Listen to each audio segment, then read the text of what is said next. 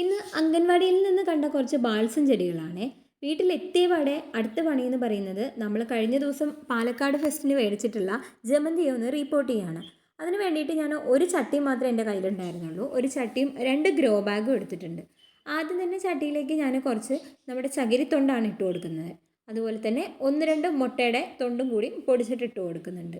ഇനി നമ്മൾ ഇതിൽ മണ്ണായിട്ട് ഉപയോഗിക്കുന്നത് നല്ല മണ്ണും അതുപോലെ തന്നെ ചാണകപ്പൊടിയും കൂടി മിക്സ് ചെയ്തിട്ടുള്ളതാണേ. അപ്പോൾ പോട്ടി മിക്സ് വേണ്ടവർക്ക് ഉപയോഗിക്കാം. അപ്പോൾ എൻ്റെ കയ്യിൽ പോട്ടി മിക്സ് ഇല്ലാത്തത് കൊണ്ട് ഞാൻ സാധാരണ നമ്മുടെ മണ്ണും ചാണകപ്പൊടിയും മാത്രമാണ് ഇട്ട് കൊടുക്കുന്നത്.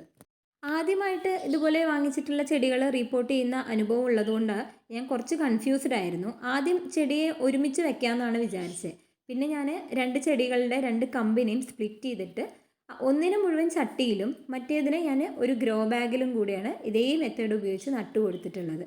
അപ്പോൾ ഇതുപോലെ ആരെങ്കിലും ജമന്തി ചെടികളൊക്കെ പുറത്തുനിന്ന് വാങ്ങിച്ചിട്ട് നന്നായിട്ട് പൂത്ത് വരുന്നതിന് വേണ്ടിയിട്ട് എന്തൊക്കെയാണ് ചെയ്തു കൊടുത്തതെന്നൊന്നും താഴെ കമൻറ്റ് ചെയ്യണം കേട്ടോ.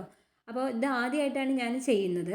ഇനി അടുത്തതായിട്ട് നമ്മൾ ഒരു ഗ്രോ ബാഗിൽ കൂടെ നട്ട് കൊടുക്കുന്നുണ്ട്. അതായത് നമ്മൾ നേരത്തെ കാണിച്ച ബാൾസം ചെടികളുണ്ടല്ലോ, അതിൻ്റെ ഒരു 2 കൊമ്പ് ഞാൻ കൊണ്ടുവന്നിട്ടുണ്ടായിരുന്നു. ബാൾസം എപ്പോഴും തണ്ട് ഒടിച്ച് കുത്തുന്ന ചെടിയാണല്ലോ. അപ്പോൾ ബാൾസവും ഞാനിതുപോലെ നട്ട് കൊടുത്തിട്ടുണ്ട്. ഇനി അടുത്തത് എന്താ, നല്ല തണലത്ത് വെച്ച് നമ്മൾ നന്നായിട്ട് നനച്ച് കൊടുക്കുക. അപ്പോൾ പൂക്കളെയൊന്നും ഞാൻ മുറിച്ച് കളഞ്ഞിട്ടില്ല. അവർ പറഞ്ഞത് പൂക്കൾ വിരിഞ്ഞതിന് ശേഷം ഒന്ന് ചരിച്ച് കമ്പ് കട്ട് ചെയ്ത് കൊടുത്താൽ മതി എന്നാണ്. എന്തായാലും ഇതിൻ്റെ അപ്ഡേറ്റ്സ് ഞാൻ അറിയിക്കാം.